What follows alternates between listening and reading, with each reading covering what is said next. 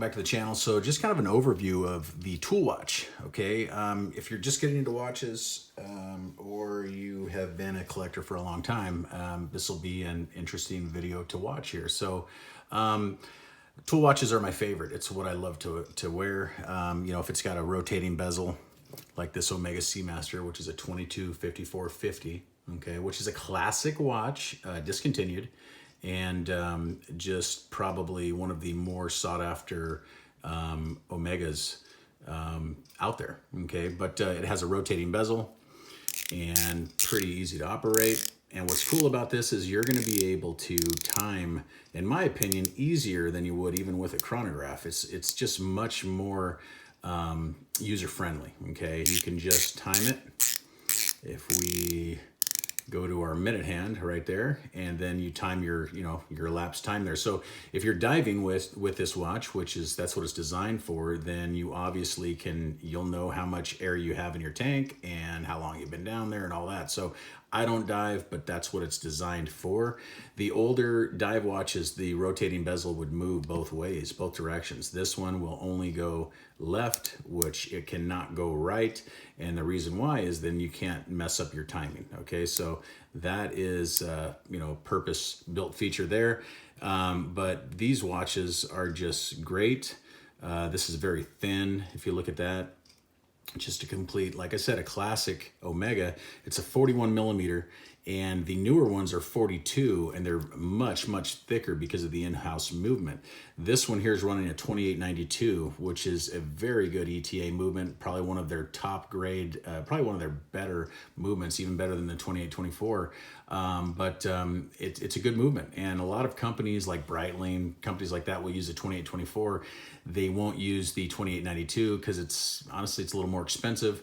It's a better movement. If you look at some of the higher end watches, IWC, Ulysses Nardin, companies like that use the 2892. So very good movement in this watch right here.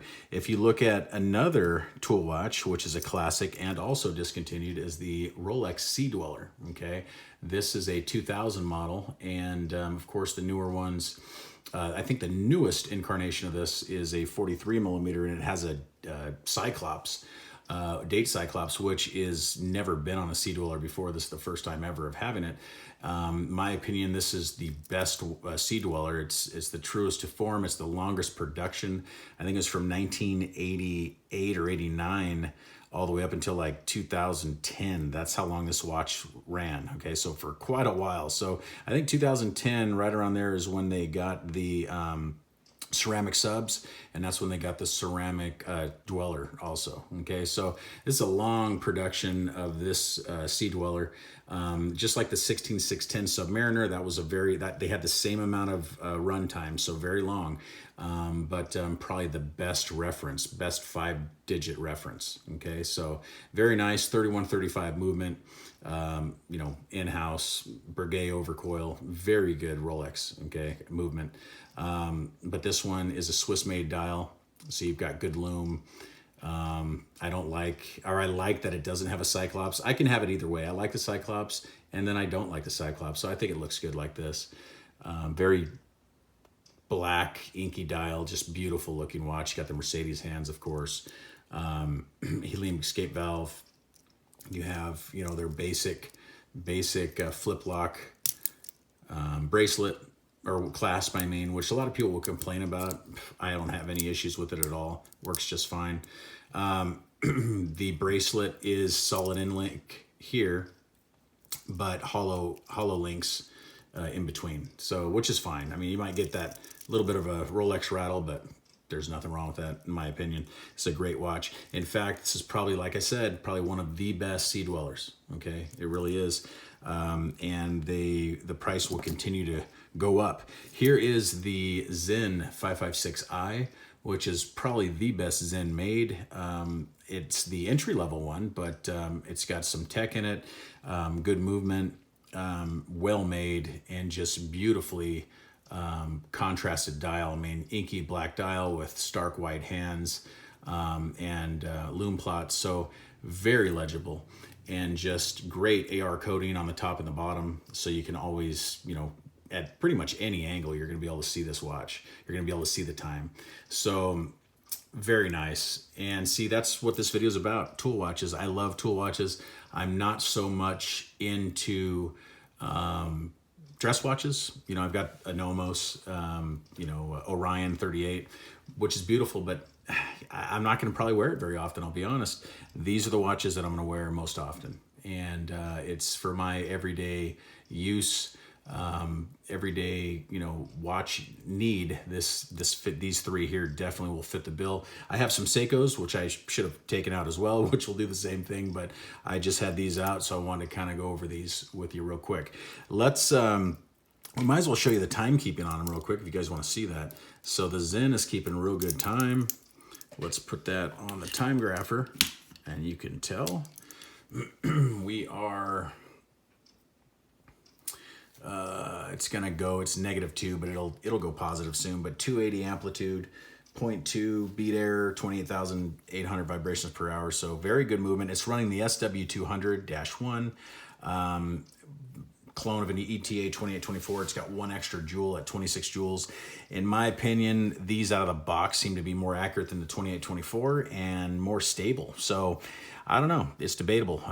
Some people, you know, swear by the 2824, which I've had them in watches before and I like it as well. I don't have a problem with it, but I think this SW200 is just as good, if not better. Maybe in the comments you'll, you know, throw some slack my way, but you know, honestly, I think this is a really good movement, and you can see how it's performing. +1, 310 amplitude, great movement. Okay, let's move on to the Omega Seamaster 300, which is running the 2892. I think it's, which is the Omega 1120, which is their model, their reference of that movement. So here is, okay, +4, 284 amplitude, 286. Amplitude should be higher, and the only reason why it's a little bit low right now is because I haven't worn it for about a day. So if I wound it, it'd go up to about 300. But if you look at that beat error, 0.0, which is amazing, that's great, and +4. So this thing is running awesome right now. I'm very happy with how it's running. And this is something in the rotation that I wear every other day, or, you know, here and there. Okay. So this is a really good watch. This is a keeper. And this is my first. Now this particular model isn't my first, but, I had one just like this when I first got into watches, and I sold it like a dumbass. So I had to buy it back because I love this model. I think it's the best Omega Seamaster made, even better than the Bond ones. I just think it's just beautiful. Good dial layout. It looks like it harkens back to the old school Omega Seamaster 300. So I just think it's the perfect watch. Okay. I think these came out in like 03, 02 to maybe discontinue around 05, 06. Maybe possibly went to 08, but somewhere, a very short run. So very good watch though. And then you have the Rolex, which we already talked about. I'm going to put it on the time grapher so you can kind of see where that's at. And this one's running pretty well as well. We are +5, 281 amplitude. That's going to go up to, and then beat error so far 0.0.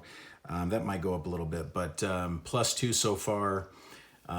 So all these three are running great, and these are good examples of where a watch, the watch movement's health comes into play. And this is something when you're getting into watch collecting that you're going to want to look at. Okay, so these are all running strong and running very good. They're healthy. Okay, so I can't complain. Now let's lume them up. You guys can check that out. It's always fun to look at lume, especially on a tool watch. You have to have lume. I should have brought my turtle out because that thing's got great lume, Seiko turtle, but I left that in my safe. So let's lume these up, or even shoot, my Seiko SBDC 101 would have been good to bring out, but we've got a couple Swiss maids and a German watch here. So we're just checking these out for now. Maybe I'll bring those out later. So let's lume these up. This is gonna be good. Very, very good. So let's turn the lights out, and there we go. So here is the Omega and the Rolex, and there is a little bit of light coming in here, but you get the idea. The Omega has so much more real estate on the lume plot, so it's going to be definitely brighter. And this is probably one of the best Omegas back in the day for Lume. I mean, it's super bright. It's got bigger Lume plots than the James Bond models, and it's just bright, super bright. So you guys can see that. And the Rolex isn't as bad. They have a smaller, Lume plots, a little more refined. It just, but it's a Rolex. It's beautiful and well done and evenly applied. These are both evenly applied. No blotchiness anywhere at all. If you look at the SINN, that one is real good as well. Not as bright as the other two, but and kind of hard to focus. I don't know why, but this one is a little more hard to focus. But you guys can see that there. Still very good. It kind of reminds me of a Speedmaster, the way their Lume plots are, but very legible. And this is supposed to be a pilot's watch. It's in my opinion, kind of in between. It's more like a tool watch, but great piece. Okay, so let's turn the lights back on real quick, and we'll close. So these are pretty much just the my favorite tool watches that I currently have in the collection and that I'm going to keep in the collection, because these are just all classics from the line. Even though SINN makes much more expensive watches, some are up to as high as $7,000 or $8,000. This and which has much more technology built into them, tegumented bezels and bracelets and cases and everything. But this thing here is probably their best seller. Coming in at their entry-level price around $1,300, and I think they're raising the prices on those too. But these are probably the best and most classic looking SINNs out there. So this is, if you're going to own a SINN, this is definitely the one to own. You get a lot of watch for the money, and I think that's great. And then when it comes to Omega, I mean, if you're looking at Omega and you don't want to go buy the newest Omega and spend $5,000, $6,000, these are very affordable. You can get them on the used market between $2,000, $2,500, and they are well made. You can regulate them. You can, any watchmaker can work on it. It doesn't have the coaxial. And it has a smoother sweep because of that too, because it's running at a 28,800 vibrations per hour instead of, I think, 25 on the coaxials. And any watchmaker can work on it. And I think that this is much more, practical for everyday use. And it's thinner, better profile. It's just, in my opinion, the best Omega made. So it's my favorite. It's my favorite Omega. And when it comes to Rolex, Sea Dweller or Submariner are my favorites. And I've got the Sea Dweller. Someday I will add probably another one, and it'll probably be a Submariner. I love the no dates, and I had one a little while on the channel and traded up for this, but I love the no dates. But I'll be honest, I have to have a date. I need a date for everyday stuff. And I love having this one because it's got the date. And I also love the Submariner with the Cyclops. So if I ever got the Sub again, it would be with the Cyclops. It would be a 16610. That's my favorite model.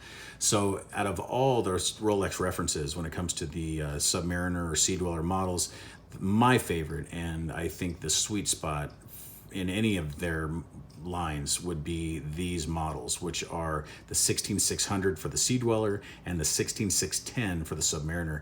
Those are the best, in my opinion, Submariner or Sea Dweller references. Probably the best movements, 3135s. Best sizing at 40 millimeters. And these aren't all that thick. This one's a little over 14, I think, but just the way it wears on the wrist, it's just perfect. It's a great size. So I think this is probably, the best.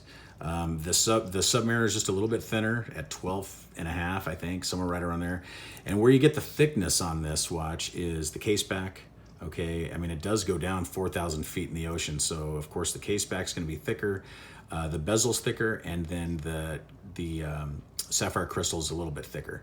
Mid case is slightly thicker because of that helium escape valve, but not by much. So when it's on the wrist, it's almost like wearing a Submariner. It's really not all that big. People think, oh, that's a big watch. Look at it. It's really not all that big. It's got a great profile. Now, if you have this deep sea or something, yes, that's a huge watch. It's super thick. The new 43 millimeter version of this watch is same, I think, lug to lug, about 48 millimeters, 47, 48 millimeters, but it's 43 millimeters side to side. So, which isn't all that bad if you're used to wearing, you know, some bigger watches like Seiko's and stuff. But to me, the 40 mil is just the perfect size. So anyway, guys, thank you so much for watching. Please like and subscribe, and you guys take care. Have a great day. Thank you. Bye-bye.